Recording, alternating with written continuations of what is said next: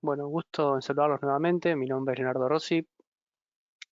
Reitero, soy el Product Manager, el responsable técnico de todo lo que es la parte de espectroscopía molecular y elemental para las líneas, para Thermo Scientific, para su distribuidor en Argentina, Soluciones Analíticas, y en Perú, Analítica del Pacífico. Bueno, ya tenemos más o menos un buen número de personas conectadas. Eh, Creo que se ve bien la pantalla, si alguno me lo quiere confirmar. Eh, a la derecha van a tener un cuadro donde pueden hacer preguntas. Yo las voy a ir leyendo, mejor dicho, yo las voy a ir viendo a medida que ustedes las vayan haciendo, pero las vamos a responder al final, como hacemos siempre. Pero ustedes, a medida que les surjan, vayan escribiéndolas, así después las respondemos una por una, ¿sí? Bien, gracias Cristian, que me está diciendo que se ve bien. Gracias por responder. Reitero, hagan todas las preguntas que tengan ganas. La idea es que cuanto más interactivo es esto, si bien es más al final las preguntas es mucho mejor. Espero que estén todos, supongo que estarán todos cumpliendo con la cuarentena por esta complicación del coronavirus. Así que seguramente la semana que viene hagamos otro webinar. Si solemos espaciarnos un poquito más, estamos viendo de hacer uno o dos webinars la semana que viene. Em, y nuevamente, ustedes ahí tienen mi email, anótenselo. Pueden escribirme sobre cualquier consulta que tengan, tanto sobre el Picospin, que es nuestro espectrómetro de RMN, como otras técnicas. Pueden seguirnos en redes sociales, tenemos LinkedIn, tenemos Twitter, tenemos Facebook. A mí particularmente me gusta mucho usar LinkedIn. Así que bueno, vamos a comenzar entonces con un nuevo webinar, y este webinar en particular trata sobre RMN, resonancia magnética nuclear. Así que lo primero que voy a hacer es presentarles nuestros espectrómetros de resonancia magnética nuclear, Picospin 45 y Picospin 80. Después vamos a ver un poquito qué tiene que ver cada uno de esos números. Em, Son básicamente espectrómetros de RMN. La resonancia magnética nuclear es una técnica más moderna, que no tiene tanta difusión, si se quiere, en lo que es la industria, sí mucho en la academia, em, y que de a poco en los últimos años ha comenzado, ¿sí?, a volverse una técnica eh, más fácil de adquirir, más fácil de utilizar. Eh, por eso hoy les estoy presentando estos espectrómetros compactos, de mesada, ¿sí?, que están pensados tanto para docencia como para investigación, como para uso de rutina en lo que es control de calidad, en lo que es industria. Termo tiene vendidos más de 800, 900 equipos en todo el mundo de esta serie. Esta es, como pueden ver, dice ahí, es la serie 2, es la segunda generación de este instrumento. Y vamos a hacer el foco en lo que es el Picospin 80, por un tema de que es el más versátil, el más potente, y mientras que el Picospin 45 es un equipo que está más pensado para lo que es docencia a nivel universitario, a nivel grado, ¿sí? Em, yo no quiero no quiero invertir mucho tiempo en hablar de la técnica en sí, pero sé que como no es una técnica tan común, em, vamos a hablar un poquito de algunos rudimentos, ¿sí? Porque entiendo que capaz no todos están tan familiarizados con lo que es la resonancia magnética nuclear. Disculpen si tomo un poquito de agua.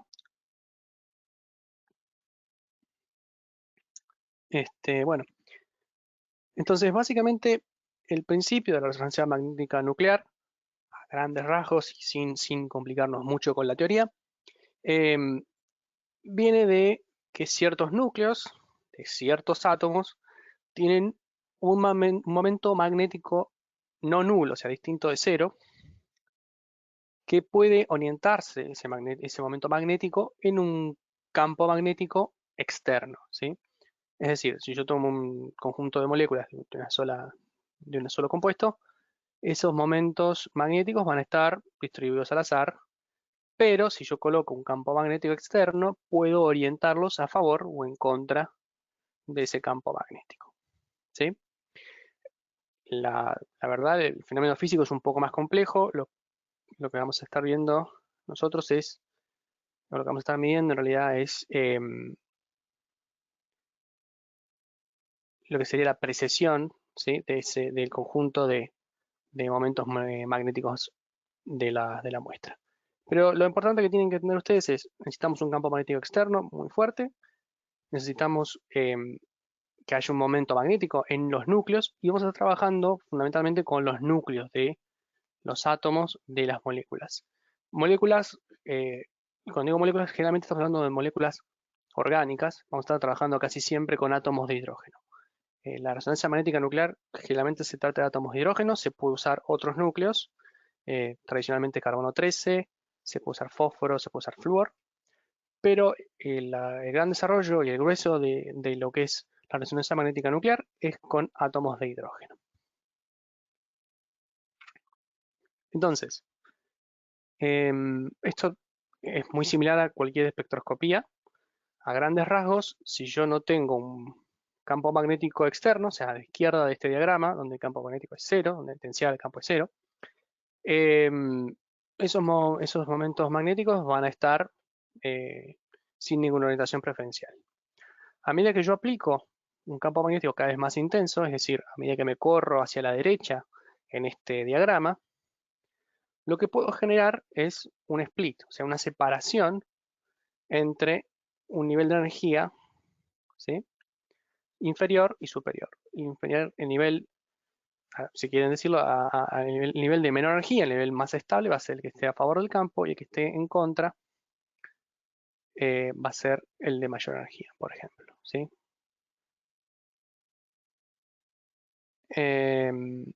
Algunas personas están teniendo unos problemitas de audio. Les recomiendo, si tienen algún problema con el audio o el video, desconéctense y vuelvan a conectarse al webinar. Generalmente eso arregla los problemas, ¿sí? Ok.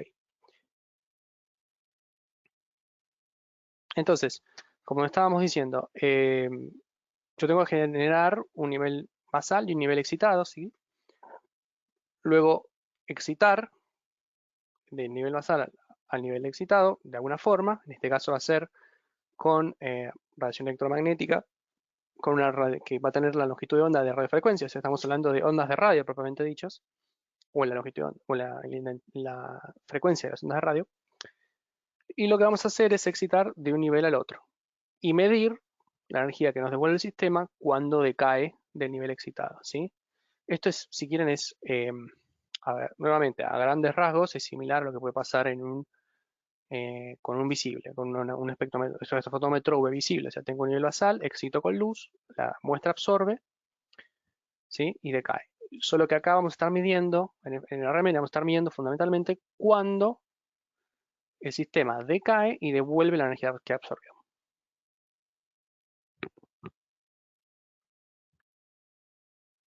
Tengo algunas personas que me dicen que por momentos se escucha bien y por momentos se escucha mal. Ok. Bueno. Antiguamente, entonces los instrumentos más antiguos, estamos hablando de 30 a 40 años, los primeros instrumentos que aparecieron a fines de la década del 50, principios de la década del 60 del siglo pasado, utilizaban lo que se llamaba onda continua, es decir, un campo magnético externo y una onda continuamente variable. Hoy lo que se utiliza son instrumentos de transformada de Fourier que hacen que la técnica sea mucho más rápida, que los instrumentos sean mucho más compactos y que podamos tener incluso mejor información y mejor resolución.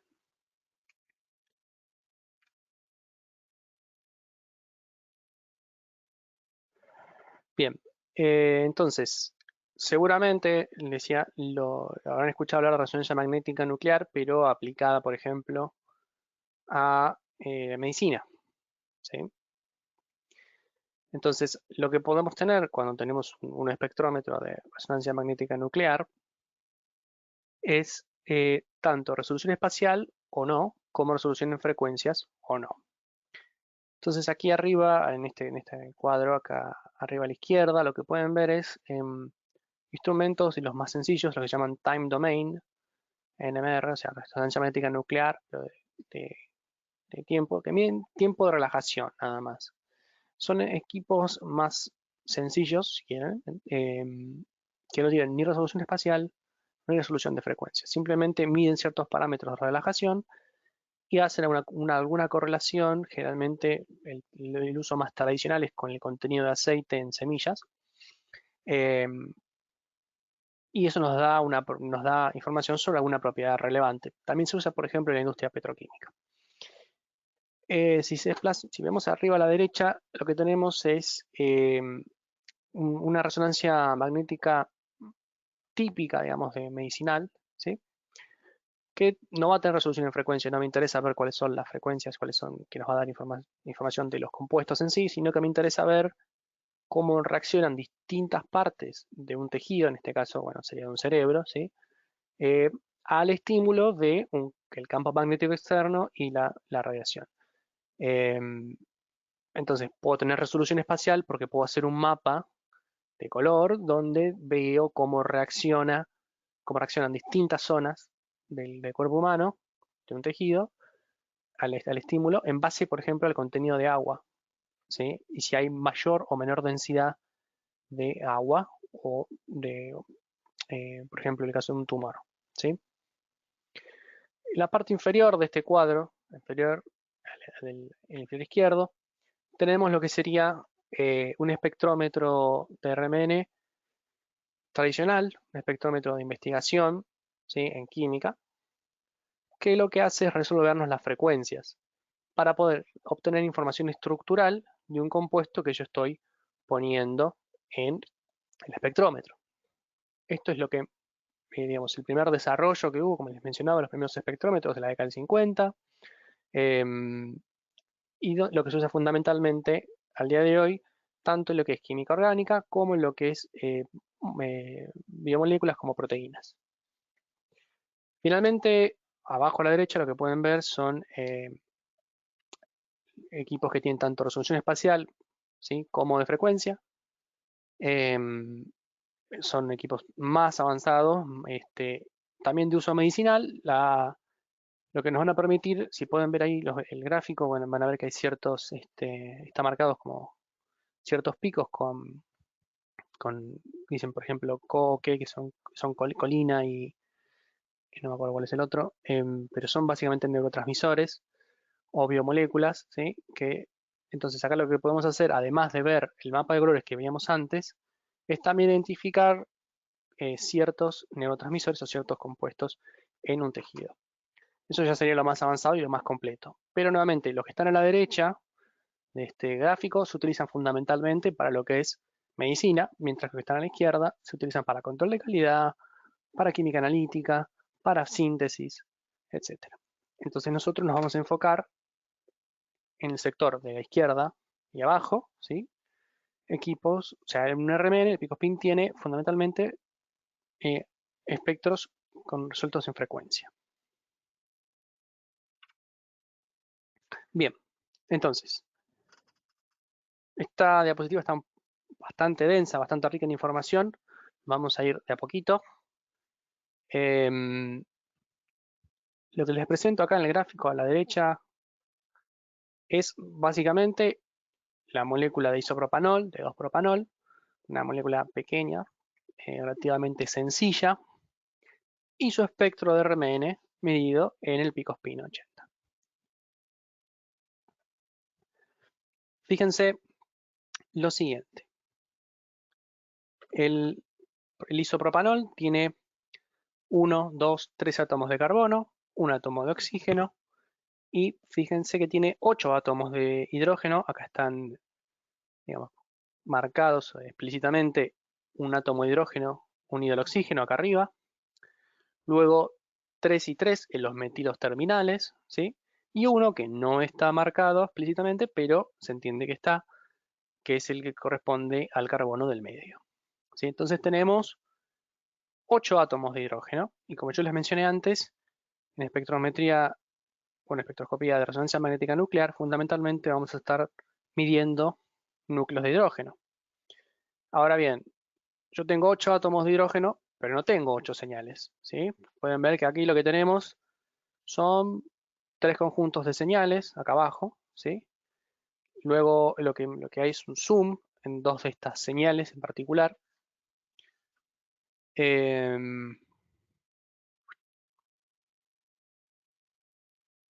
Fíjense qué es lo que está pasando. Hay una cosa muy importante, que es em, que el número de señales nos va a indicar cuántos tipos de núcleo. No necesariamente cuántos núcleos, sino, digamos, si tengo 8 protones y esperaría 8 señales, en realidad lo que estoy viendo son 3, porque los metilos terminales de esta molécula son equivalentes entre sí. Los 3 átomos de hidrógeno son equivalentes entre sí, y además la molécula tiene un plano de simetría, ¿sí? Por lo cual estos átomos de hidrógeno son equivalentes entre sí. Como son equivalentes entre sí, vamos a tener una sola señal para esos átomos, para esos núcleos. Y son equivalentes entre sí no solamente por el plano de simetría, sino también porque lo que nos va a afectar la ubicación de las señales en el espectro es lo que se llama entorno químico. Es decir, a grandes rasgos nuevamente, qué hay en el espacio cercano a ese átomo. ¿Sí? No es lo mismo si tengo un oxígeno vecino, que si tengo otro átomo de carbono, que si tengo un hidrógeno, que si tengo un doble enlace, que si tengo un enlace con isomerización cis-trans, etc. Eso nos va a dar, bueno, eso por un lado. Por otra parte, tenemos también lo que se llama eh, desdoblamiento de estos picos o multiplicidad, ¿sí? Porque, por ejemplo, uno podría, digamos, ustedes dirían, ok, los 6 átomos de hidrógeno que acabo de mencionar, que son de los metilos, van a dar una sola señal. Pero yo no veo que estas señales, estos picos, sean un solo pico. Por ejemplo, veo que el pico que está a la derecha de todo del, del espectro, en realidad es un pico doble. Bueno, ok. Ese pico doble tiene que ver con la interacción que tienen cada uno de estos núcleos con los núcleos vecinos. Entonces, por un lado tenemos el efecto de empantallamiento, que nos va a decir dónde, o del entorno químico, que nos va a decir dónde va a salir en el espectro. Y por otra parte tenemos también el número de vecinos, que nos va a decir en cuánto se desdobla esos picos. Esto sigue, digamos, estos 3 y 3 hidrógenos terminales están interactuando, entre comillas, con el hidrógeno del carbono central de la estructura del 2-propanol. ¿Sí? Entonces esto sigue una estructura, o mejor dicho, la progresión de desdoblamiento de picos sigue la forma del triángulo de Pascal. Si yo tengo que mis átomos, mis núcleos de mis átomos de hidrógeno interactúan con n átomos de hidrógeno vecinos, no más allá de 3 enlaces, voy a tener n más 1 picos. Entonces, nuevamente, estos CH3, los hidrógenos, están interactuando vía no más de 3 enlaces con el hidrógeno del carbono vecino. Entonces, como tengo 1, n más 1, 2, cada uno de los picos se desdoblan en un doblete, en 2. En cambio, recíprocamente, ese hidrógeno central de la estructura del 2-propanol está interactuando con 6 vecinos. ¿Sí? Digamos, es recíproco. Si estos 6 átomos de hidrógeno interactúan con el hidrógeno central del 2-propanol, el hidrógeno central del carbono del medio va a estar interactuando con estos 6 vecinos. Y estos 6 vecinos entonces me van a dar n más 1 picos. O sea, un solo pico desdoblado en n más 1 picos. Lo que sería un 7, o ya que sería un heptuplete. Ya cuando n es mayor de 4, generalmente lo que tenemos es un multiplete que no llega a resolverse. Y lo pueden ver acá en la zona del medio, es el pico del medio, del espectro y pueden ver arriba em, que se agrandó, digamos, el zoom. Pueden ver que si esto se resolviese perfectamente serían 7 picos. Como hay superposición, tenemos un multiplete y se llegan a ver aproximadamente 6 picos, algunos se llegan a desdoblar un poco más. Em, y bueno, y por último nos quedaría entonces el protón que corresponde al oxígeno, o sea, la función, oxígeno, la función alcohol, que es el que está más hacia la izquierda en este espectro. Y fíjense, yo les mencioné que los átomos los núcleos de los átomos interactúan con átomos que están no más allá de 3 enlaces. Hidrógeno-oxígeno es un enlace, oxígeno-carbono es el siguiente enlace, y ya al siguiente enlace lo que tenemos es el hidrógeno del centro, ¿sí? De la molécula de 2-propanol. Nuevamente lo que vemos es un doblete, ¿sí? El hidrógeno de la función del alcohol interactúa con solamente un hidrógeno extra y por lo tanto nos va a dar 2 picos o un doblete. Y es el de más izquierda. Si se fijan bien, pueden ver también algunos detalles de unos efectos más complejos. Em, Fíjense que el zoom que hay sobre el pico, el doblete de los metilos, indica que hay algunos pequeños picos extra, y esos pequeños picos extra tienen que ver con la interacción del átomo de hidrógeno, de los núcleos de hidrógeno, con los núcleos de carbono 13 que hay presentes en la molécula. Generalmente estos se llaman satélites y no influyen en la resolución del espectro.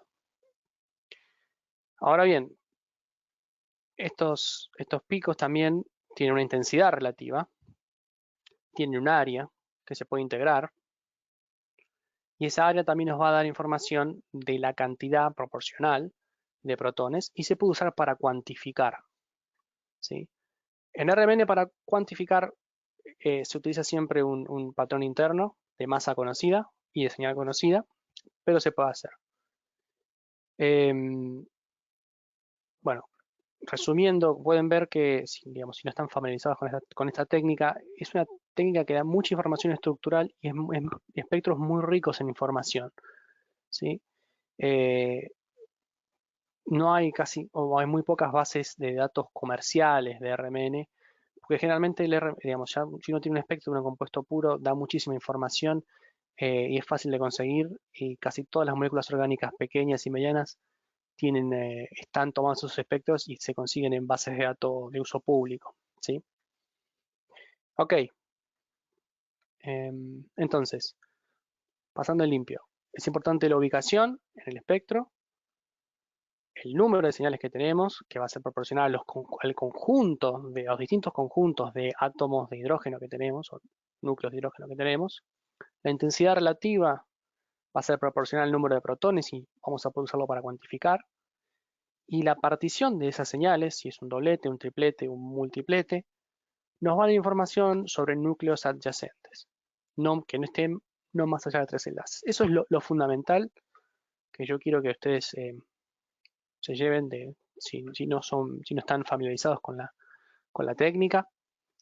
Y por último, una cosa que yo no dije, fíjense la escala de este espectro es en ppm, en partes por millón. Ahora vamos a ver un poquito qué tiene que ver eso, pero fíjense que va eh, desde 0 hasta 6 aproximadamente. Los espectros RMN más tradicionales se miden entre 0 y 12 ppm, pero es posible tener señales fuera de ese rango, tiene que ver nada más con lo que se llama la ventana de medición, pero el grueso de las moléculas orgánicas que vamos a estar midiendo, con átomos de hidrógeno que vamos a estar midiendo, tienen señales entre 0 y 12 ppm. Si tienen sustancias paramagnéticas, pueden tener muy por fuera de esta ventana, pueden estar en zona negativa de menos 30 ppm, menos 40 ppm, yo las he visto, pero para el 95% de las moléculas que vamos a estar trabajando usualmente, entre 0 y 12 ppm es la ventana tradicional. Todo lo que está a la derecha del espectro, que está en bajas ppm, se dice que está en campo alto, eso es jerga, mientras que lo que está a la izquierda se dice que está en campo bajo, y generalmente lo que está a la izquierda es lo que está desprotegido y lo que está a la derecha es lo que está protegido, entre comillas. Es decir, a la derecha hay más apantallamiento, hay mayor densidad electrónica, si se quiere, apantallando esa señal. Y vamos a tener, por ejemplo, todo lo que sea señales de alquilos, CH2, CH3. Y a medida que nos corremos hacia la izquierda, vamos a tener señales, por ejemplo, como la del alcohol. ¿Sí? Fíjense que la señal del hidrógeno de la función alcohol, como les dije, está saliendo acá en 5 partes por millón. ¿Sí? Bien. Acá tenemos entonces un espectro un poquito más complejo. Eh, lo que les quería mostrar acá es, fíjense a la derecha de todo este espectro, en 0 ppm lo que tenemos es un patrón que se llama TMS, tetrametilsilano.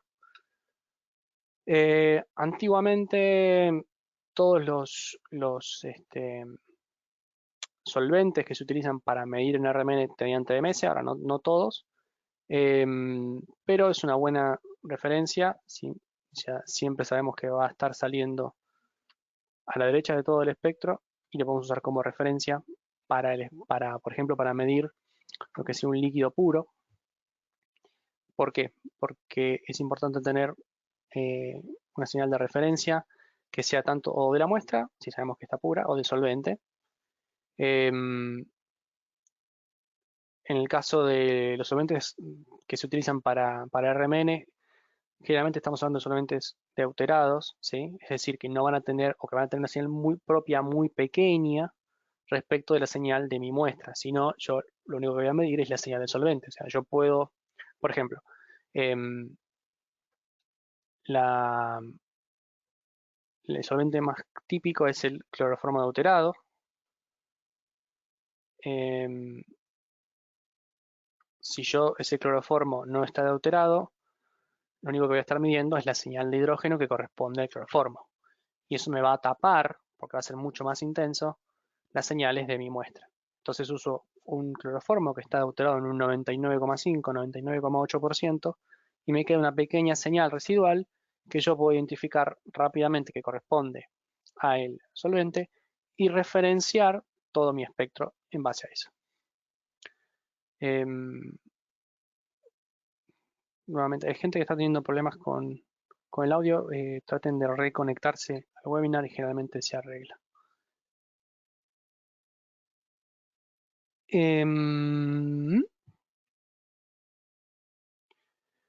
Entonces, acá, bueno, nuevamente, acá lo que pueden ver es una molécula un poquito más compleja. Fíjense que generalmente estamos hablando de, este espectro está tomado en una solución 0,2 molar. Generalmente en RMN, como les dije, se mide en solución. Puede ser cloroformo, puede ser metanol, se puede utilizar agua alterada si su compuesto es soluble solamente en agua. Caso típico, proteínas son solubles en agua. Generalmente no, digamos, trabajamos con soluciones no muy concentradas, 0,2 molar es bastante concentrado. Cuanto más concentrada seguramente vamos a tener una señal más intensa, pero a veces hay efectos por, por concentración, ¿sí? Entonces, no siempre conviene tener una solución muy concentrada.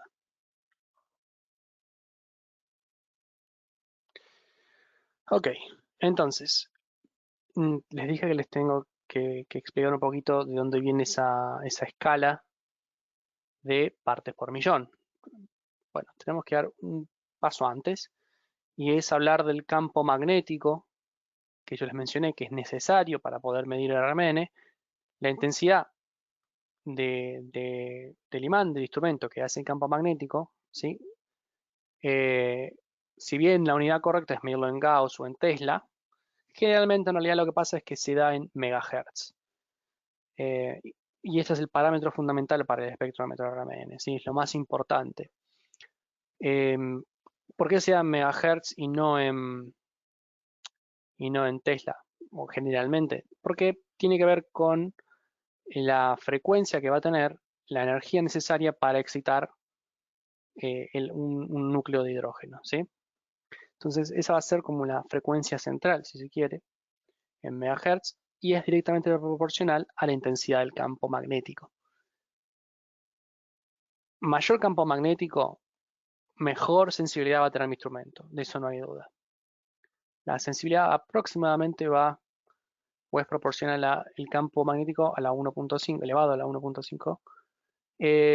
Entonces un imán de 800 MHz más o menos va a ser 2 veces más sensible que uno de 500, más o menos. ¿Sí? Y esto es importante porque los espectrómetros tradicionales, grandes, de RMN, generalmente estamos hablando de 300 MHz para arriba, para un equipo de rutina, equipo común. 500 MHz es un equipo ya bastante más avanzado. Y si estamos hablando de que queremos hacer análisis en proteínas o en moléculas más complejas, macromoléculas, ya tenemos que estar pensando en un equipo de 900 MHz para poder tener la sensibilidad y la resolución necesaria. Porque la resolución también depende de este campo magnético, ¿sí? Bien, el vecino ha decidido ponerse a hacer algún arreglo, espero que no moleste mucho. Reitero, entonces, la resolución depende en partes por millón, y ahora vamos a ver por qué, de ese campo magnético. ¿Y de dónde vienen las partes por millón? Bueno, viene de que la frecuencia central, que yo les mencioné, que depende del campo magnético, va a estar en megahertz. Pero los corrimientos de esas señales de mi muestra, ¿sí? Va a estar en hertz respecto de esa frecuencia central. Entonces, si mi frecuencia central es 500 megahertz, la frecuencia a la cual voy a excitar a lo mejor un núcleo de un núcleo de uno de los átomos de mi molécula, a lo mejor está en 500,000,000,003 Hz. ¿Sí?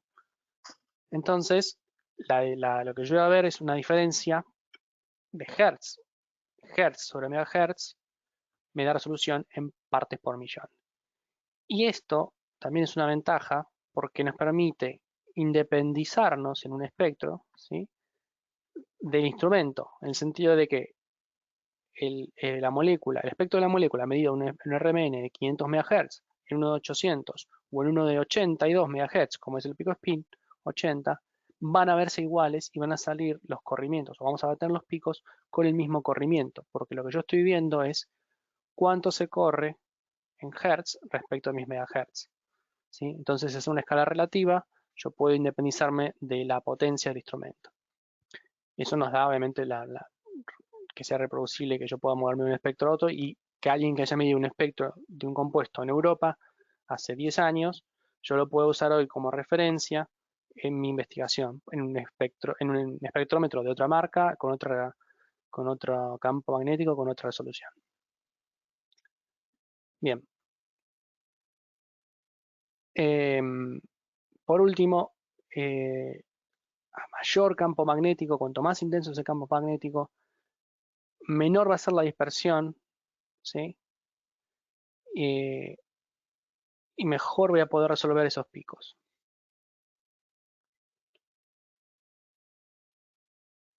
Entonces acá lo que les estoy mostrando es comparativa, equipos tradicionales, lo que se llaman gran campo, de campo alto, de RMN. Fíjense, los más modernos, súper modernos, estamos hablando de equipos de 1 GHz, arriba a la izquierda. Eh, También se utilizan fundamentalmente para lo que es proteínas, para moléculas pequeñas, la verdad no necesitamos tanta potencia. Moléculas pequeñas, medianas, estamos hablando de que tengan masa molar de entre 500, no más de más o menos 800, 900 AMU. Fíjense el tamaño que tienen estos equipos, ¿no? El de 400 MHz, de a la derecha de todo, es un equipo como el que, por ejemplo, si ustedes trabajaron con RMN en alguna facultad de Argentina, hayan visto. Es un equipo que requiere un cuarto refrigerado exclusivamente para su uso. Estamos hablando de un cuarto grande, unos 30-40 metros cuadrados.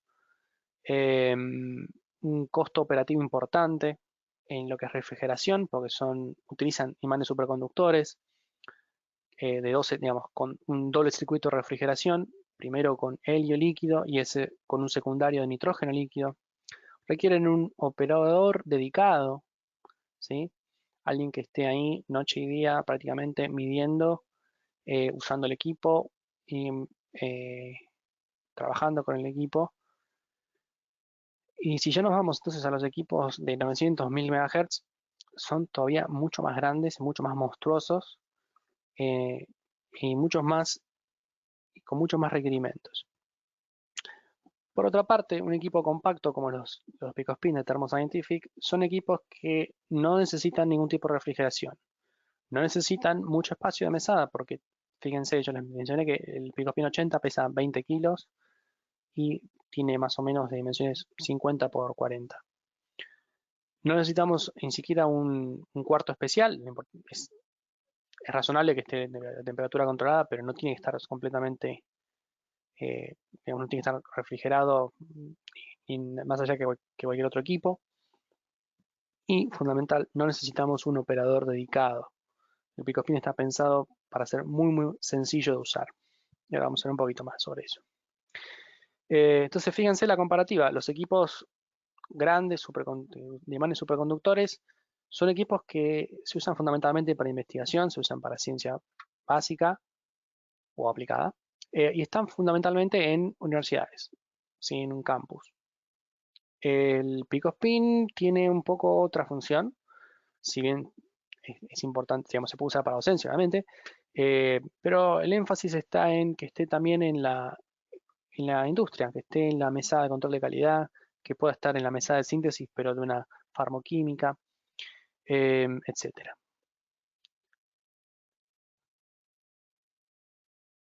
Entonces, como les mencioné al principio de la charla, voy a enfocar en el Picospin 80 y para mostrarles también lo que mencionaba antes, fíjense la misma molécula, una molécula pequeña, ¿sí?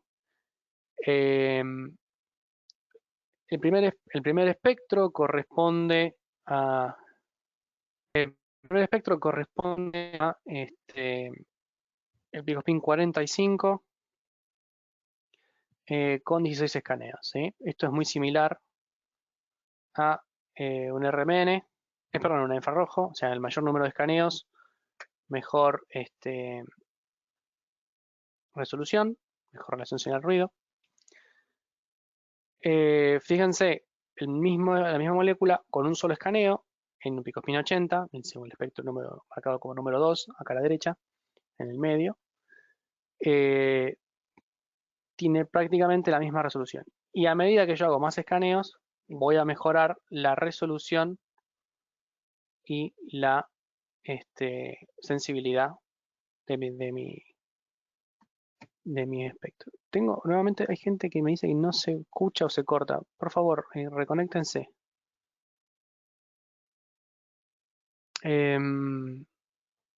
Por último, como estos espectrómetros utilizan lo que es resonancia, utilizan lo que es transformada de Fourier, a mayor número de escaneos, mejor relación señal-ruido, seguro. Pero llega un momento en que por más que uno haga más escaneos, no tiene sentido porque no va a mejorar esa resolución.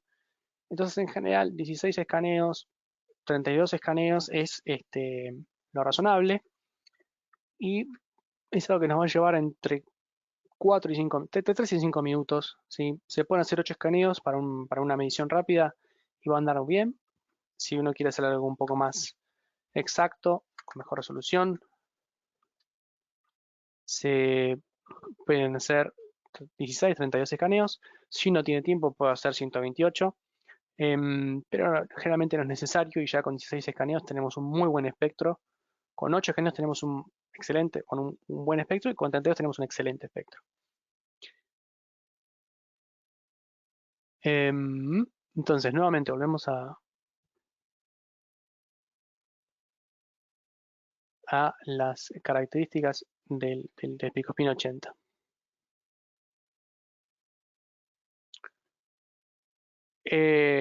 Fundamentalmente vamos a estar trabajando con átomos, con lo que es espectrometría, pero de hidrógenos, como les dije antes. No está pensado para ningún otro núcleo, no está pensado para lo que serían espectros complejos o experimentos complejos.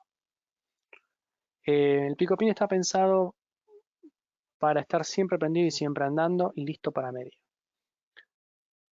La frecuencia 82 MHz que les mencionaba antes no es poco, porque hasta, digamos, antiguamente los equipos o los primeros CRMNs eran de 40 MHz, la década del 60, a fines de los 80, principios de los 90 eran de 100 MHz. Hoy en día los de rutina son de 300 a 500 MHz. Y 82 MHz, como es el Picospin 80, es una muy buena intensidad para un equipo tan compacto. Reitero, el imán es permanente, no necesita ningún tipo de refrigeración ni nada. Tiene una resolución de aproximadamente 0,18 partes por billón. ¿Sí? Recuerden que estamos trabajando en partes por millón, entonces la resolución va a estar en partes por billón. El volumen de muestra que tenemos que preparar es muy pequeño. Generalmente se prepara 500 microlitros, 1 mililitro de solución para que sea un volumen fácil de trabajar, pero el capilar de medición que ahora vamos a ver tiene aproximadamente 200-250 microlitros y el volumen activo de muestra es de 40 microlitros, con lo cual la cantidad de muestra que uno tiene que preparar es muy pequeña. Si bien es cierto que esa muestra tiene que ser en lo posible concentrada, estamos hablando de 0,2-0,3 molar dentro de lo posible, pero si digamos, si la solución es un poco más diluida, también va a funcionar. Generalmente lo que hay que hacer es mayor número de escaneos.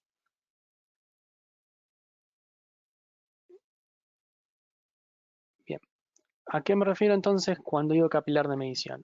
Me refiero a que los espectrómetros tradicionales utilizan tubos de cuarzo para medir. Y estos tubos de cuarzo no solamente son caros, porque es un vidrio muy especial, las paredes tienen que ser eh, muy parejas, sino que además son muy frágiles. Estamos hablando de que un tubo de RMN sale del orden de 30 a 40 dólares puede salir cada tubo. Eh, y reitero, son muy frágiles. Por cada muestra que tenés que mandar a medir necesitas un tubo por lo menos, con lo cual necesitas tener por lo menos entre 5 y 10 tubos. Entonces el Picospin elimina eso al utilizar este capilar, que lo pueden ver acá arriba. ¿Sí? Pueden ver que tiene un puerto de in y out, mientras que eso va a un capilar de teflón. El capilar de teflón va a esta zona donde está la plaqueta, y esa plaqueta va, pueden ver acá abajo, es lo que va dentro del equipo, o mejor dicho, va clavado dentro del equipo y entre la zona del imán permanente que pueden ver acá en rojo y azul, si lo llegan a ver acá en el medio. Entonces, yo lo que voy a hacer es preparar mi muestra e inyectarlo con una jeringa Hamilton o una jeringa Lowerlock que vienen con el equipo. Inyectar la muestra, preparar la muestra, inyectar la muestra y listo. Después lo que hago es, si quiero recuperar la muestra, le paso más solvente y puedo recuperar. Si digamos que uno tuviese pocos miligramos de alguna sustancia, puedo recuperarla. No hace falta, este, no hace falta limpiar, mejor dicho, se limpia con la siguiente muestra o con solvente eh, y se calibra todo con agua destilada, lo cual hace que sea mucho más barato que tener que usar tubos de cuarzo, que tener la refrigeración o que tener que usar solventes deuterados. ¿Por qué? Porque en muchos casos, si nuestra sustancia es un líquido, yo puedo medirlo directamente. Si sé también, digamos, que la señal del solvente común sin deuterar no va a molestar donde yo quiero medir, puedo usar ese solvente también. No es lo más tradicional, pero si no tiene sustancias líquidas, uno puede inyectar directamente. La única precaución es que no tiene que haber particulado ni ser muy viscoso la solución que estoy inyectando. eh, pero de todas formas el cartucho tiene un prefiltro para evitar que ingrese particulado al espectrómetro.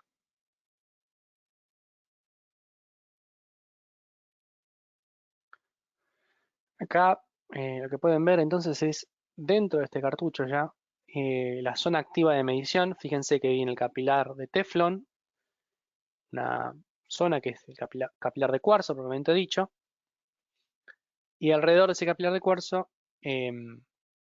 está la bobina de medición, de transmisión y recepción de la señal, ¿sí? Yo puse como referencia una moneda de 10 centavos de Argentina, más o menos para que tengan una idea de lo que es realmente el volumen de medición, ¿no? Realmente es muy, muy, muy chiquitito. Eh, la cantidad entonces de muestra es mínima. No, digamos, como está todo fijo, ¿sí? No tenemos que andar haciendo el shimming, o sea, una calibración entre muestras. Y esto hace que sea muy, muy bueno para poder monitorear reacciones. Y después vamos a ver que tenemos un accesorio que lo que permite es monitorear reacciones en forma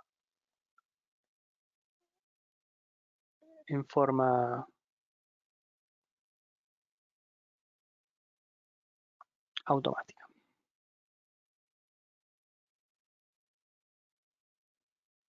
Entonces, opera a temperatura ambiente, no requiere ningún tipo de refrigeración. No requiere tubos de cuarzo. Se controla íntegramente desde un web server, o sea, tenemos una compu dentro del equipo que nos va a permitir, digamos, yo no necesito una computadora con un software dedicado para el equipo, sino que puedo acceder desde una tablet, desde otra computadora que esté en otra punta del laboratorio o de la fábrica al equipo y medir. Tiene 5 años de garantía porque no tiene partes móviles, no tiene mantenimiento prácticamente, por eso como les mostré antes, el cartucho digamos, está incrustado dentro del imán permanente y no hay nada que se pueda mover ni romper, no hay partes mecánicas. Em, y por último, viene con una licencia del Mestre Lab, que es el software que casi todo el mundo o más comúnmente utiliza para lo que es análisis de RMN. Em, si ustedes utilizan otro software, como el Topspin o algún otro, el equipo exporta los datos en formato JCamp, se pueden analizar con cualquier otro software, así que eso no es un problema. Y esto lo menciono porque la idea del PicoSpin también es complementar a los equipos grandes, y ahora vamos a hablar un poquito sobre eso. Entonces, un instrumento como el PicoSpin, que es un instrumento de mesada, no compite realmente con el RMN tradicional, con los equipos grandes, sino que lo complementa. ¿Por qué lo complementa? Porque muchas veces los equipos grandes están saturados los turnos, es difícil o es caro acceder. En Argentina, por ejemplo, tenemos una zona del país donde está lleno de RMNs, Buenos Aires, Bahía Blanca, Córdoba, pero hacia el sur, hacia la Patagonia o hacia el norte es más difícil, no hay, realmente no hay. En Perú pasa algo similar. Em, entonces el RMN de mesada lo que hace es complementar, porque si yo tengo 10 muestras, ¿sí? Que sintetice y quiero publicar, por ejemplo, bueno, tengo que ir mandar a las 10 muestras al turno de RMN, pero a lo mejor de esas 10 muestras en realidad solamente 3 o 4 estaban puras o sintetizé lo que realmente quería sintetizar. Bueno, la idea es que uno puede medir con el RMN, con el PicoSpin, puede medir estas muestras y luego uno puede mandar al equipo tradicional, al equipo grande, las muestras que uno quiere realmente tener un espectro prolijo o con mucha más resolución o con espectros complejos, con experimentos complejos como puede ser un COSI, ¿sí? que él El picospin solamente realiza lo que se llama espectros unidimensionales de hidrógeno. ¿Sí? Lo mismo, carbono 13, no lo puedo hacer con el picospin, para eso están los equipos grandes. ¿Y por qué no lo puedo hacer con el picospin? Porque realmente no tiene sentido en un equipo de mesada. Un equipo de mesada tiene que estar siempre disponible, siempre listo para medir y no estar clavado midiendo durante horas, ¿sí? Una muestra de carbono 13 que no tiene sentido. O sea, estamos hablando de que un carbono 13 a 82 MHz le va a llevar todo el día, por más que esté concentrada la muestra, mientras que en un RMN 300 o 500 MHz lo pueden hacer en aproximadamente 45 minutos. ¿Sí? La idea del pico spin no es esa, por eso si alguien les dice que un espectrómetro de RMN de mesada lo reemplaza completamente un RMN grande, eso es falso. Yo jamás diría eso, sino que lo complementa. Como les dije antes, el pico spin está pensado para estar siempre listo para medir. Entonces ustedes tienen el equipo ahí midiendo todo el tiempo y los espectros que necesiten alta resolución, que necesiten experimentos complejos o necesiten un espectro muy muy bonito si quieren para publicar, lo pueden mandar a una RMN grande. Si ustedes necesitan un equipo de rutina, tienen el pico spin ahí listo para medir en su mesada. Entonces, vamos a ver un poquito de aplicaciones y vamos a ver un poquito de en este caso, un caso real. Bien, veo que tenemos varias preguntas ya. Eh, eso me gusta, me parece muy bueno. Siguen haciendo preguntas, les vamos a responder al final.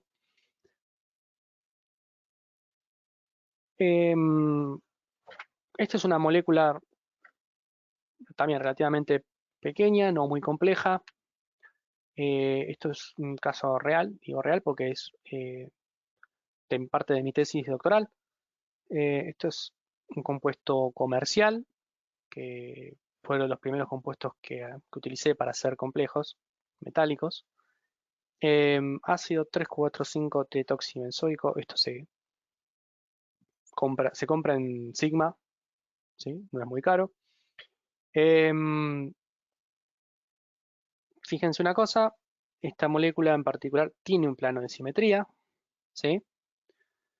Si pueden ver toda la estructura de digamos, tenemos el anillo aromático, tenemos la función ácida, y ahí todo eso es plano, y después hay un plano de simetría que corta perpendicularmente a ese plano que mencioné recién, a la molécula, ¿sí? Entonces, acá lo que vamos a ver son tonos aromáticos, eh, 3 metilos y 3 metilenos. Esto que están viendo acá es el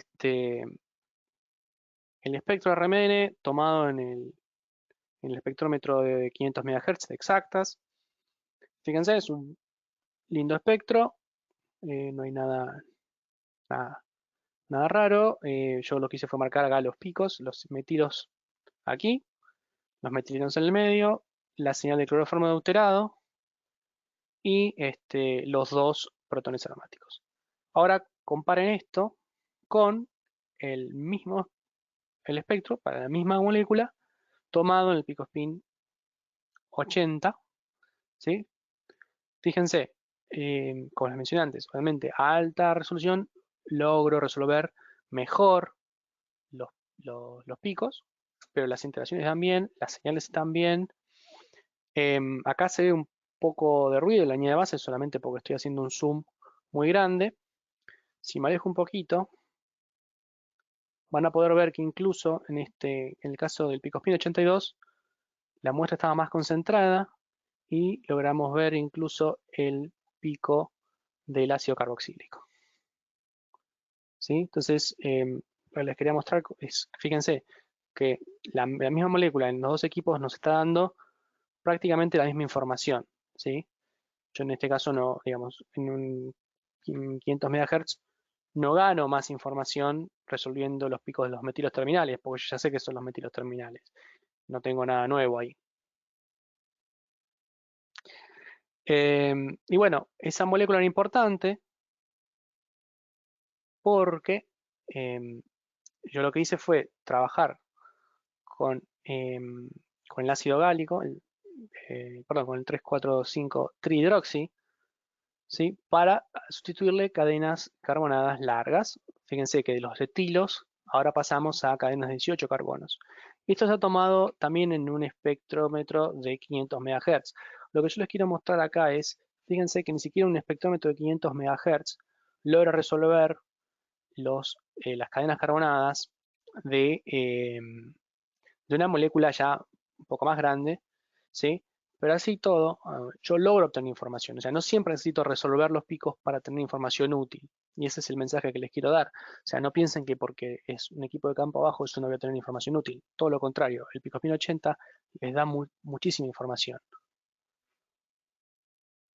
Bien, entonces ahora quiero hablar un poquito de aplicaciones. Y como antes, la primera aplicación más obvia de tener un equipo de RMN disponible para trabajar en la mesada, disponible, que no requiera de un operario dedicado, que no requiera de un gran consumo de refrigerantes, es obviamente lo que es enseñanza de química, ¿no? Lo que es fundamentalmente lo que es química orgánica, pero em, es la posibilidad de tener acceso a una técnica muy poderosa a un costo mucho más reducido y que complementa muy bien lo que es infrarrojo, que es una técnica mucho más establecida, que ya está mucho más comoditizada, si quieren, y que está mucho más presente en los laboratorios de química orgánica de docencia.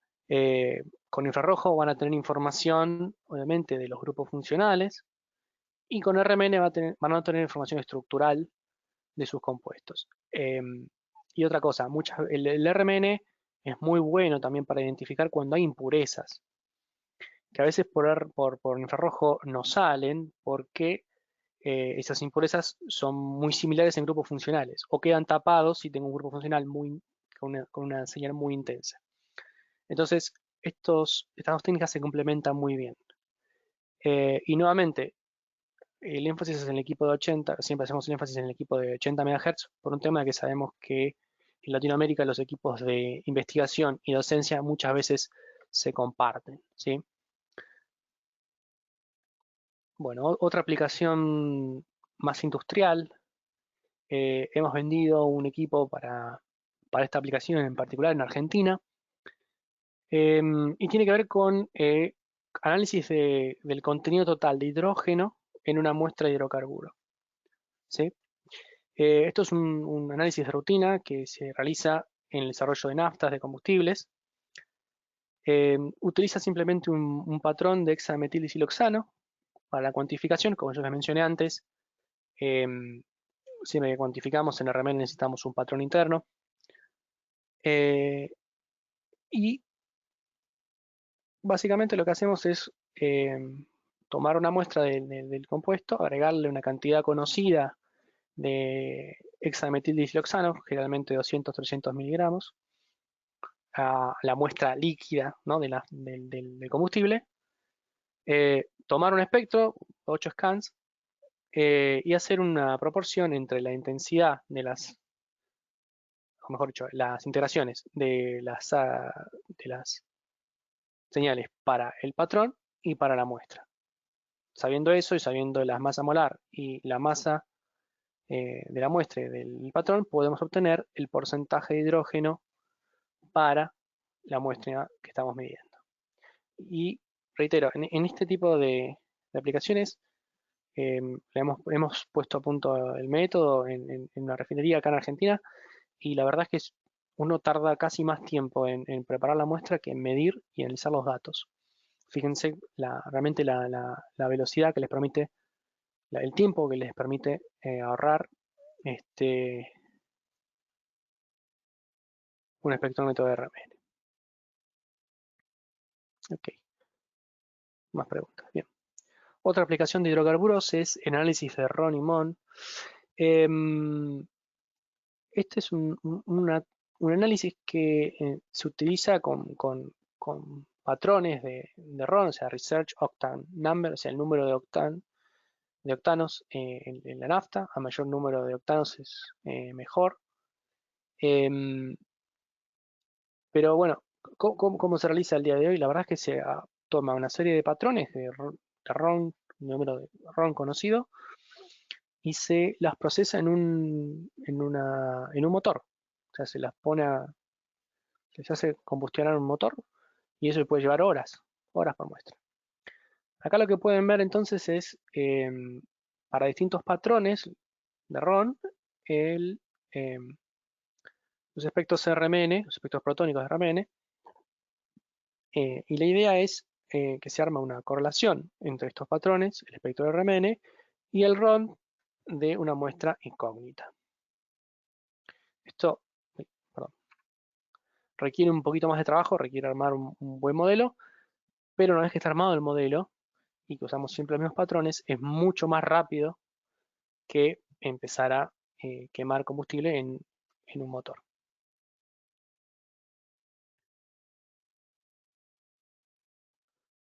Okay. Otro uso típico de RMN es lo que es polímeros, tanto en lo que es control de calidad como en lo que puede ser el control de la reacción, del avance de una reacción.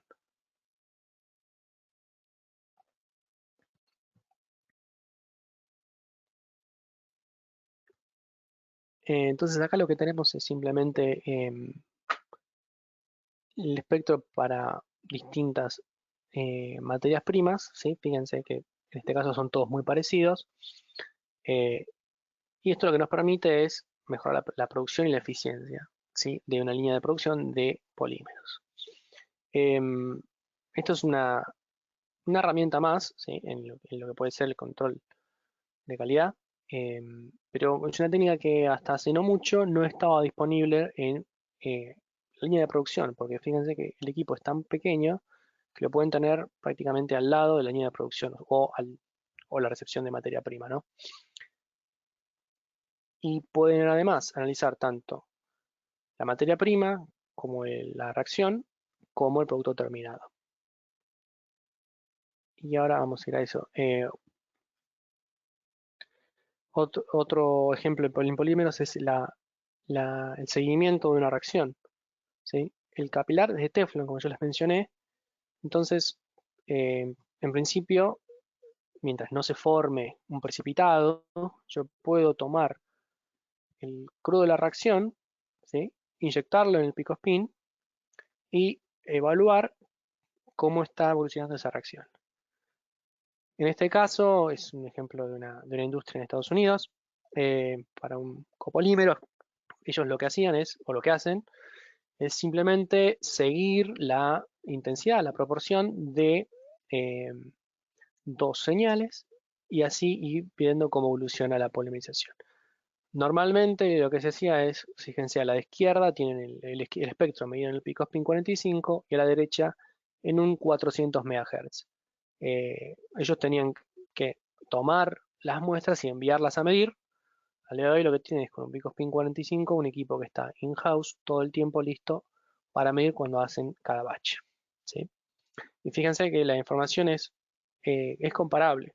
Si yo no necesito, digamos, la mayor resolución que tiene 400 MHz para este uso en particular. Lo que yo necesito es poder acceder a la técnica en forma efectiva y en un costo razonable.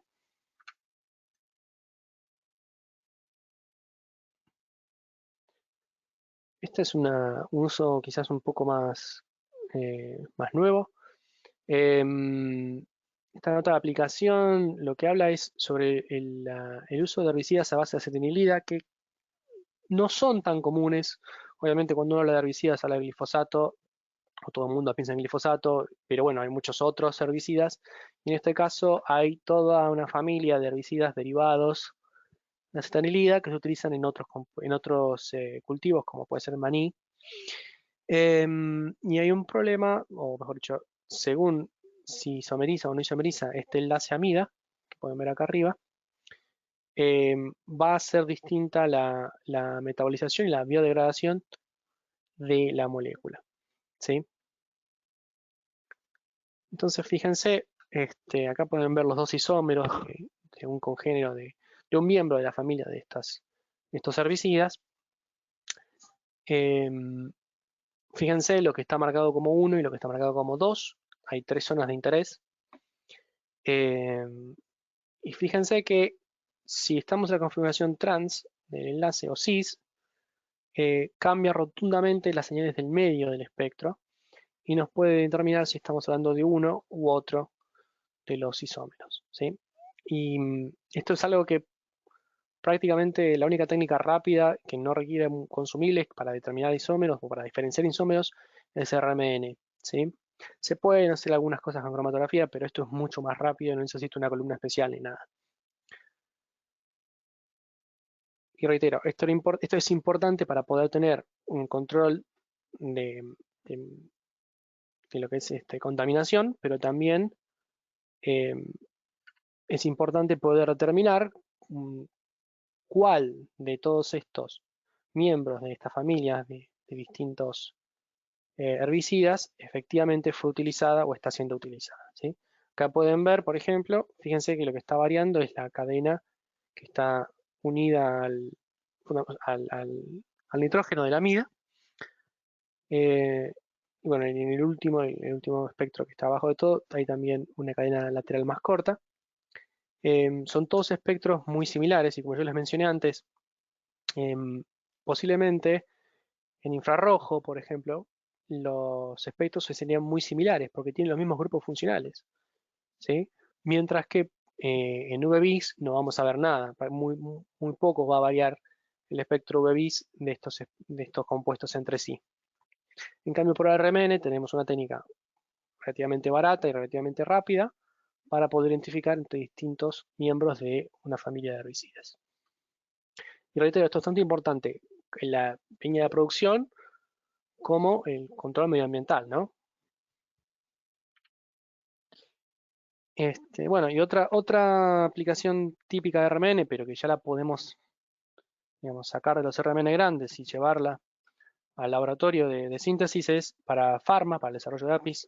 Hemos vendido acá en Argentina también un equipo para esta aplicación, no con todo este accesorio que les estoy mostrando acá, que básicamente lo que hace es tomar una alícuota, ¿sí? de la reacción, que pueden ver acá a la derecha del frasco de reacción, tomar una alícuota con una bomba peristáltica, todo manejado desde el software, desde el Mestre, e ir mandándola al picospin, ¿sí? Entonces, básicamente, lo que voy a hacer es, para distintos tiempos, ir tomando una alícuota, ir midiendo, ¿sí? Y devolviéndola al frasco de reacción. Todo esto es automatizado, todo esto se maneja, mejor dicho, desde el Mestre con un plugin. Es muy interesante. Es un accesorio un poco costoso, pero si les interesa es monitorear reacciones, lo pueden hacer en forma automática prácticamente eh, con el pico spin.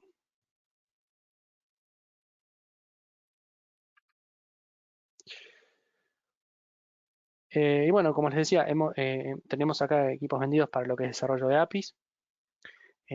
¿Por qué? Porque una empresa que desarrolla APIs, que desarrolla farmacéuticas, eh, medicamentos, perdón, necesita tener acceso a esta herramienta. La herramienta es muy importante. Y si ustedes tienen que estar mandando muestras continuamente, es costoso y también lleva mucho tiempo.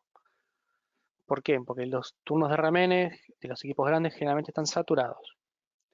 En cambio, entonces, con el PicoSpin lo que pueden tener es, pueden sintetizar 15 o 20 compuestos, analizarlos con el PicoSpin y solamente hacer el COSI, el carbono 13, con el o los compuestos que realmente son de interés y no con los que a lo mejor estaban impuros o no sintetizaron lo que querían sintetizar. Otra aplicación muy interesante, pero más nueva, más moderna, tiene que ver con el análisis de drogas de diseño. Esto es muy interesante para organismos de control porque todo el tiempo aparecen nuevas drogas de diseño. Eh, un caso típico, como está en esta otra aplicación, derivaciones sobre un core de anfetamina, ¿sí? Eh, hay digamos, a veces hay problemas desde el punto de vista regulatorio porque se prohíbe un compuesto y no toda la familia. Entonces una pequeña modificación en la estructura hace que quede un vacío legal donde esa molécula no está formalmente eh, penalizada, ¿sí?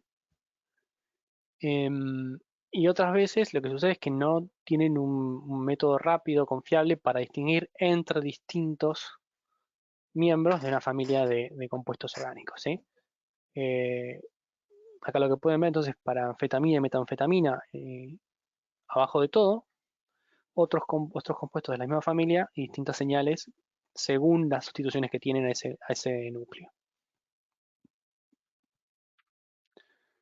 Y nuevamente,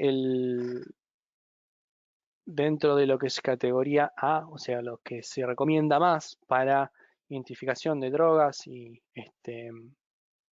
estupefacientes, tenemos tanto infrarrojo como espectrometría de masa y se agregó hace un par de años lo que es la resonancia magnética nuclear. Y ahora, con un equipo compacto como es el PicoSpin, si bien, digamos, no es un equipo portátil, sí es un equipo que se puede transportar, por ejemplo, en un laboratorio móvil. Entonces eso facilita, por ejemplo, el caso de un allanamiento o el caso de eh, tener que analizar en campo muestras de drogas de diseño o drogas sintéticas. Otra, bueno, siguiendo con el tema de drogas de diseño. Em, la técnica más potente generalmente es la espectroscopia de masa, ¿sí? Para análisis de compuestos incógnita, pero el RMN nuevamente sirve mucho para complementar esa información, ¿sí? Y siempre es importante tener más de un método analítico eh, para poder tener la información certera, ¿sí? Porque siempre puede haber errores instrumentales o errores de la técnica o en la metodología que nos den un falso positivo o que nos hagan pensar que estamos yendo por un lado cuando en realidad lo que tenemos es otra cosa.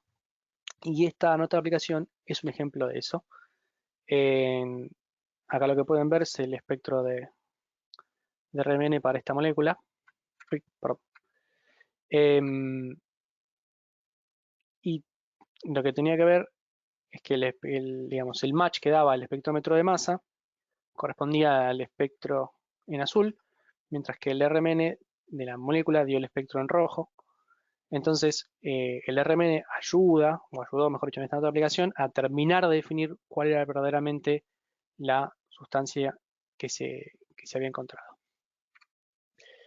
Bien, conclusiones. Estamos un poco pasados de tiempo, les pido disculpas. Vamos a tratar de responder todas las preguntas ahora. Bueno, conclusiones. 90% de las veces, 95% de las veces, un espectro unidimensional protónico va a tener la información necesaria para lo que yo quiero hacer. Eso no hay duda. No siempre necesito un espectro de alta resolución. Generalmente no necesito ni un COSI, ni un bidimensional, ni un carbono. Necesito un RMN protónico. Tener un accesorio, un equipo de, mm, de campo, perdón, ¿se cortó? No. Reitero, tener un equipo compacto como el PicoSpin de mesada nos alivia la sobreocupación de turno, nos permite tener acceso a una técnica que no tenemos y complementa un equipo tradicional. Además, el PicoSpin es sencillo de usar, es robusto, tiene 5 años de garantía, no tiene costos operativos y no tiene mantenimiento. Así que bueno, esas son las conclusiones. Vamos a pasar a la parte de preguntas y respuestas. Síganos en redes sociales. Ese es mi mail si me quieren hacer consultas. Tengo como 20, 25 preguntas. Vamos a tratar de responderlas todas relativamente rápido. Eh,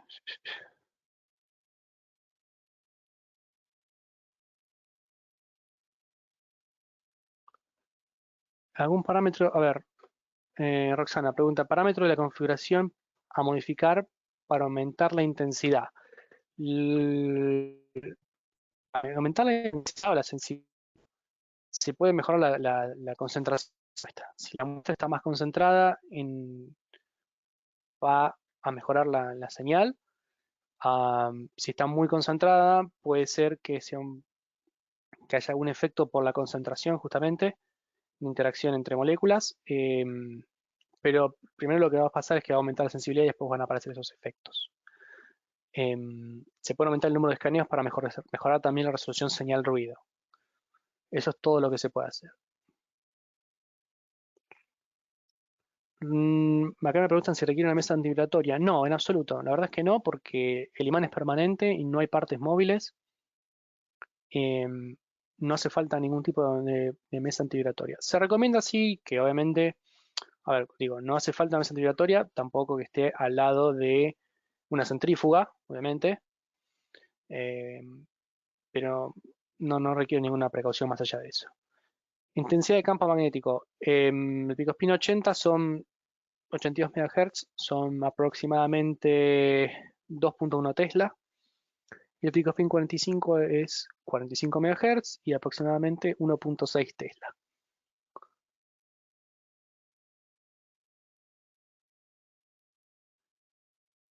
Datos espectroscópicos.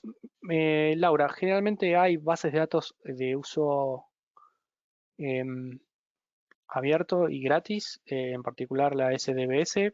Todos la hemos usado, los que trabajamos con la RMN hemos usado la SDBS, así que es completamente gratuito. Si hay bases de datos para aplicaciones específicas, por lo que puede ser algunas aplicaciones de usos de alimentos, por ejemplo, lo que es miel para identificación de origen, pero ahí se usan equipos grandes, los equipos grandes, y se utiliza, digamos, es otro tipo es una base de datos que hace correlaciones, no tanto, no tanto porque uno tiene, digamos, uno tiene un alimento y tiene un gran número de componentes, no tiene uno o dos. ¿Cuánto se calibra? El equipo se calibra a diario en realidad. Tarda 2 minutos, literalmente 2 minutos, se calibra con agua. Se hace una primera calibración cuando se instala el equipo, que es una calibración completa, y luego una vez por día, o cuando se va a usar, antes de usar, puede ser cada 2 días, se calibra con agua destilada y nada más. Reitero, el equipo está pensado para estar siempre prendido, entonces se calibra antes de usarse o se calibra una vez por día para tener el equipo en óptimas condiciones. Eh, Mariana, el equipo no tiene lo que se llama solvent lock con la señal de deuterio del solvente. Entonces, si yo tengo una muestra que es líquida, como es el caso de las naftas, en la aplicación que conté, no hace falta usar solvente deuterado. No hace falta. Em, digamos, la mayor cantidad de veces sí vas a usar solvente deuterado cuando tenés que disolver una muestra. Seguro, sí, sí, sí. Consumo de energía es muy poco. Estamos hablando de que tiene un transformador como el de una laptop, así que estamos hablando debe ser menos de 500 watts. Antonio, el espectro no se imprime directamente, sino que se baja a la computadora donde está el software de procesado de datos. De ahí se puede imprimir a PDF, se puede anotar, se genera un template, etcétera. Se genera un archivo PDF, sí, sí, sí, y el equipo guarda el espectro original sin procesar, uno lo baja a la computadora, lo procesa, y luego lo puede imprimir, lo puede trabajar según lo que necesita. Nosotros obviamente cuando instalamos el equipo, estos equipos en particular los instalo yo y los enseño a usar el software del Mestre, o sea, también es muy amigable de usar. Y bueno, ahí depende un poco de qué es la aplicación o el interés de cada uno, pero ahí les enseñamos a usar el software y a procesar y a reportar los datos, sí, en PDF. Ajá.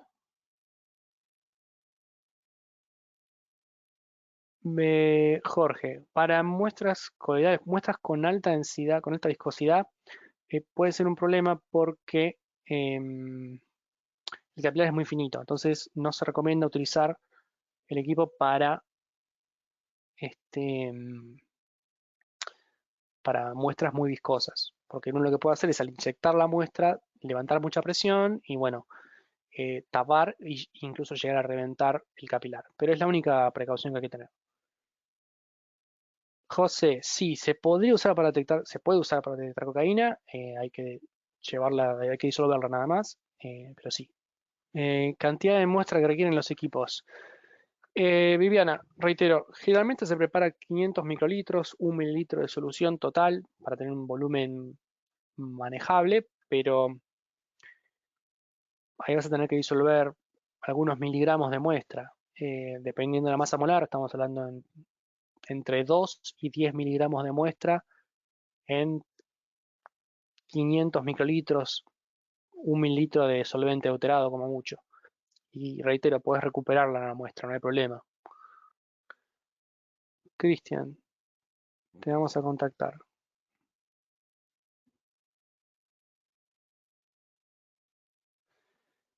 Leandro, para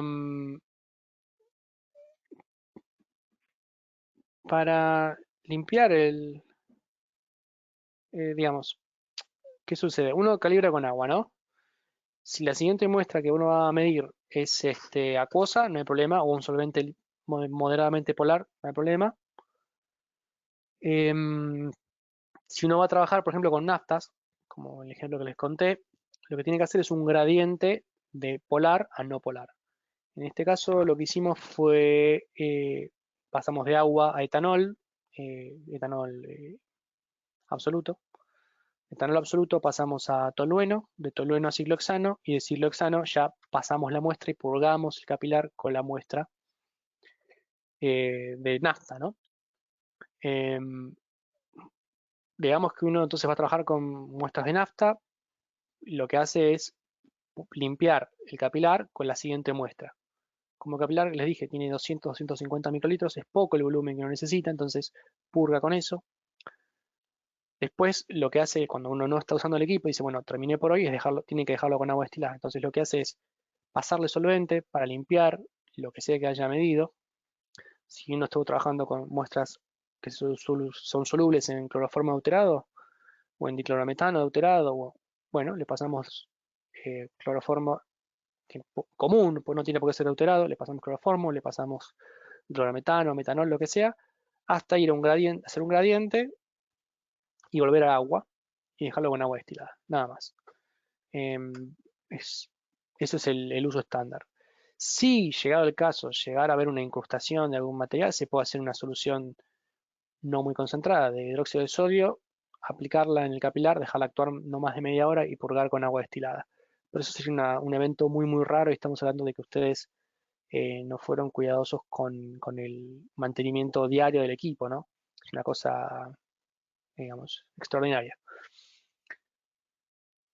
Carlos, sí, va a haber una grabación al mail, a la presentación de hoy. Se pueden analizar plaguicidas, se pueden analizar herbicidas, todo lo que sea moléculas orgánicas, pequeñas y medianas, no macromoléculas, que sean solubles en cualquier solvente común, agua, metanol, cloroformo y clorometano deuterado, es plausible medirlas con el pico spin y se pueden medir, no hay problema. Bueno, creo que esas son todas las preguntas. Este, Gracias por estar acá. Seguramente vamos a estar con otro webinar la semana que viene. Em, y bueno, síganos en redes sociales. Escríbanme si están interesados en recibir información, más información sobre el equipo o sobre esta técnica. Recuerden que tenemos todo lo que es espectroscopía molecular, espectroscopía elemental, cromatografías y afines, consumibles, repuestos. Em, Así que bueno, muchas gracias por estar acá. Y bueno, nos estamos viendo en el próximo webinar. Saludos.